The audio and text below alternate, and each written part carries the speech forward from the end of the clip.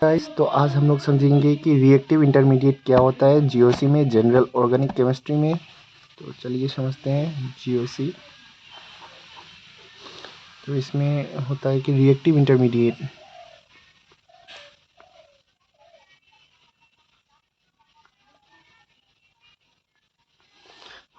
तो इसको सिंपली समझते हैं। जो रिएक्टेंट होता है, रिएक्टेंट डायरेक्टली प्रोडक्ट में कन्वर्ट नहीं होता है, तो हम उसको देंगे ये रिएजेंट। रिएजेंट में हो सकता है हमारा पीडी पैलेडियम हो, जनरली यही यूज़ करते हैं हम पीडी। तो ये इंटरमीडिएट में फॉर्म होता है। इससे दो चीज़ें बनती हैं गाइस, प्रोडक्ट और बाय प्रोडक्ट। प्लस होता है इसमें, प्रोडक्ट प्लस बाय प्रोडक्ट्स। जो इंटरमीडिएट होता है ना, तो वो आपका प्रोडक्ट नहीं है। प्रोडक्ट बनने के पहले जो स्टेज है वो उसको हम प्रोडक्ट इंटरमीडिएट बोलते हैं उसको। तो यहाँ पे इंटरमीडिएट कैसे बनता है, तो सिंपली भाई, और जो बॉन्ड टूटता है ना, तो हम उसको बोलते हैं कि जो टूटा है तो उसको हम बोलते हैं कि बॉन्ड ब्रेकिंग। और यहाँ पे हम लोग बोल सकते हैं कि bond fission and bond cleavage. हम मतलब जो बॉन्ड टूटता है तो हम उसको सिर्फ बॉन्ड ब्रेकिंग नहीं बोलते, हम उसको बॉन्ड ब्रेकिंग भी बोल सकते हैं, कि बॉन्ड फिजन भी बोल सकते हैं, और बॉन्ड क्लीवेज भी बोल सकते हैं।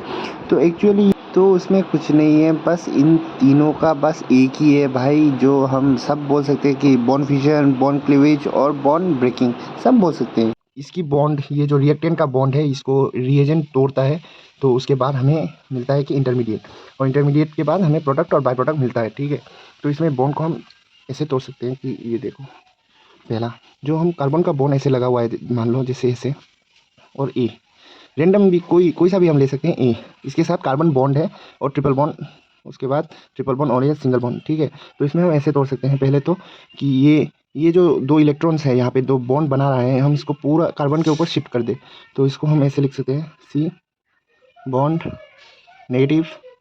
इसका जो इलेक्ट्रॉन यहाँ से ट्रांसफ़र हो चुका है, तो इसीलिए हम इसको नेगेटिव लिख रहे हैं। ठीक है, और प्लस ए पॉजिटिव। तो हम इसको क्या कहते हैं, कार्ब एनायन, हम इसको कार्ब एनायन कहते हैं। और दूसरा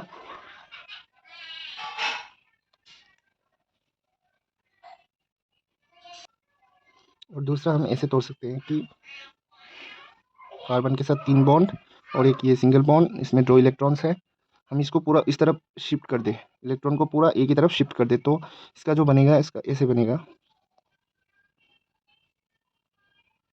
इसमें नेगेटिव चार्ज आ जाएगा, इसमें पॉजिटिव चार्ज आ जाएगा, क्योंकि यहाँ से दोनों इलेक्ट्रॉन, ये जो कार्बन का इलेक्ट्रॉन है ये भी इसमें चला गया है ए में, तो ये कार्बोकैटायन बन जाएगा। उसके बाद जो तीसरा है वो ऐसे बनेगा कि सेम ही टूटेगा, वैसे बॉन्ड का डिफरेंस है बॉन्ड टूटने का। हमें ए गिब्स बॉन्ड को हम इस बार ऐसे तोड़ेंगे बीच में से पूरा, और यहाँ पे जो जो जो इसका कार्बन का इलेक्ट्रॉन है और इसका जो ए का जो इलेक्ट्रॉन है, इसको हम ऐसे फिश हुक एरो एरो से हम दिखा देंगे, क्योंकि ये खुद पे ही चला गया, तो यहाँ पे ऐसे बनेगा। इसको हम फ्री रेडिकल बोलते हैं।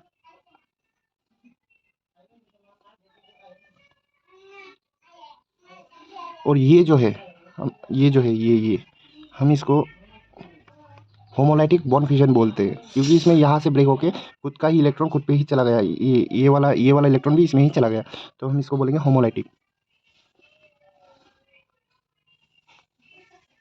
Bond fission. और ये जो दो है, हम इसको बोलेंगे हेट्रोलाइटिक, क्योंकि इसमें देखो, इसमें दोनों ही इलेक्ट्रॉन एक ही साइड जा रहा है, या तो कार्बन की तरफ और या तो ए, यानी ए यहाँ पे ये डिटरमाइन कर रहा है कि ये कोई भी हो सकता है, मतलब कार्बन के साथ जो बॉन्ड बना रहा है वो कोई भी हो सकता है, हम इसको बोलेंगे हेट्रोलाइटिक